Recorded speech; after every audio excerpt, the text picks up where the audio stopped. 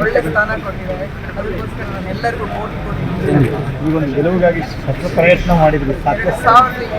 ನಾವು ರಾಜಕೀಯವಾಗಿ ತುಂಬ ಏನೋ ಒಂದು ಒಳ್ಳೆ ಹೇಗೆ ನಾನು ಈ ಲೋಕಸಭಾ ಚುನಾವಣೆ ಪ್ರಚಾರದಲ್ಲಿ ಎಷ್ಟು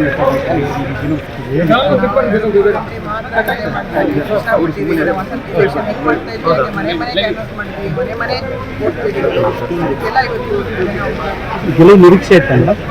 ನಾನು ಒಂದು 75,000 ಅಂತ ನಾನು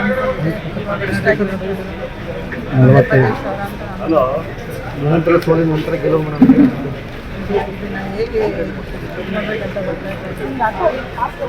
ಮಂಡ್ಯದಲ್ಲಿ ಮಗ MP ಆಗ್ತದೆ. ನಾನು ಅವನಿಗೆ ಟಿಕೆಟ್ ಕೊಡುವಾಗಲೇ ಅಣ್ಣವ್ರಿಗೆಲ್ಲ ಹೇಳಿದೆ, ಅವನಿಗೆ ಚಿಕ್ಕ ವಯಸ್ಸು ಯಾರಾದರೂ ದೊಡ್ಡವ್ರು ತಗೊಳ್ಳಿ ಅಂತ. ಅದು ಎಲ್ಲ ಸೇರಿ ಅವನು ಒಟ್ಟಾಗಿ ಮಾಡಿ ಅಂತ ಅವರೇ ತಾಯಿ ಆಗಿ ಈ ಚುನಾವಣೆಯಲ್ಲಿ ವರ್ಕೌಟ್ ಆಗಿದೆ ಏನು? ಗ್ಯಾರಂಟಿಗಳು ಮತ್ತು ನಮ್ಮಲ್ಲಿದ್ದ ಎಲ್ಲ ಒಗ್ಗಟ್ಟು ಒಂದು ಬದಲಾವಣೆ ಬೇಕೇ ಅಂತ ಹೇಳಿ ಎಲ್ಲ ಪಕ್ಷ ದೇವೇಗೌಡರ ಕುಟುಂಬದವರಿಗೆ ನಮಗೆ ಅನ್ಸಲ್ಲ. ದೇವೇಗೌಡರು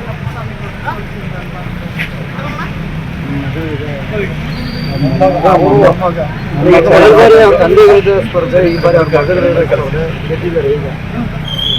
ಉತ್ತರನೇ ಬರೀ 1,600 ವೋಟ್ ಅಷ್ಟೇ ಅಲ್ಲ.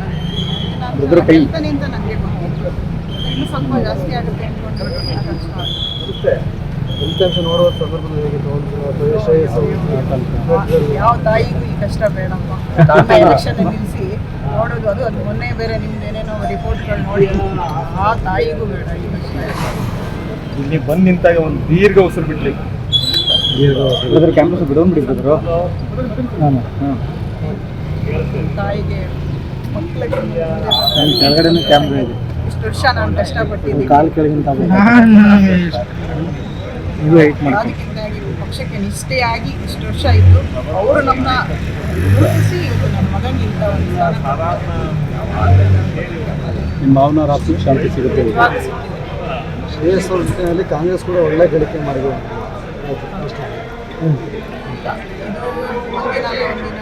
ಈ ಸಲನೇ ಆದರೂ ಆಗ್ಬೋದು. ನಮ್ಮ ರಾಹುಲ್ ಗಾಂಧಿ ಅವರು ಪ್ರಧಾನಿ ಆಗಬೇಕು ಅವ್ರದ್ದು ಆಸೆ. ನಿನ್ನೆ ಎಲ್ಲ ಏನೇನೋ ಹೇಳ್ತಾ ಇದ್ರು, 100 ಬರಲ್ಲ 200 ಬರಲ್ಲ ಅಂತ. ಇರೋದು ನೋಡಿ ಕಾಂಗ್ರೆಸ್ ಸಂಘಟನೆ ಆಗ್ತಾ ಇದೆ. ರಾಹುಲ್ ಗಾಂಧಿ ಅವರನ್ನ ನಮ್ಮ ದೇಶ ಒಪ್ಕೋತಾ ಇದೆ. ಸ್ಥಳೀಯ ಹಾಗೂ ನಿಖರ ಸುದ್ದಿಗಾಗಿ ಸಬ್ಸ್ಕ್ರೈಬ್ ಆಗಿ ಬೇಮಾ ವಿಜಯ ಡಿಜಿಟಲ್ ಯೂಟ್ಯೂಬ್ ಚಾನೆಲ್ ಹಾಗೂ ಪಕ್ಕದಲ್ಲಿ ಕಾಣುವ ಬೆಲ್ ಐಕಾನ್ ಕ್ಲಿಕ್ ಮಾಡಿ ಕ್ಷಣ ಕ್ಷಣದ ಅಪ್ಡೇಟ್ಗಳನ್ನು ಪಡೆದುಕೊಳ್ಳಿ.